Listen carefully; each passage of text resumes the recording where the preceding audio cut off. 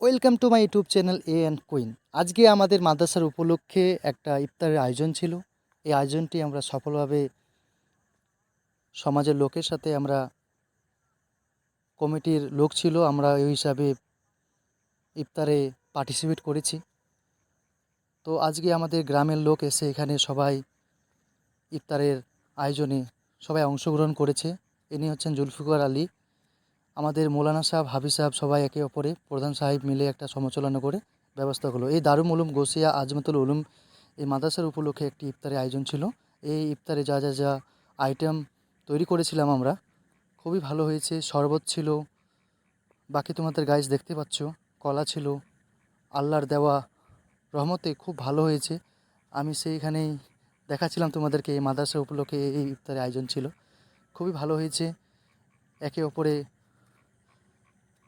সবাইকে বসাচ্ছিলাম যে সবাই বসে ঠিকমতো যাতে আমরা ইফতারটাকে সারাতে পারি।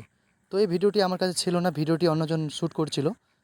তো একে অপরে সবাই ব্যস্ত, বুঝতে তো পারছো, কারণ যে সবাইকে না দিলে ইফতারটা আবার ঠিকমতো করা যাবে না।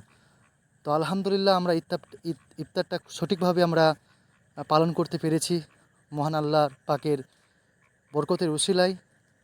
এই 29শে রোজায়, শেষ রোজা, জানি না গত বছর আমরা এই মাহে রমজানকে পাবো কি না, আজও ঠিক নেই। কিন্তু আলহামদুলিল্লাহ এই মাহে রমজানের বরকতের উসিলায় যতজন আমার ভিডিও দেখছে, যাতে সবারই গুনাহ মাফ করে আল্লাহ তাআলার কাছে একটাই আমরা দোয়া করব, যাতে গত বছর ইনশাআল্লাহ আবার ঠিক পাই।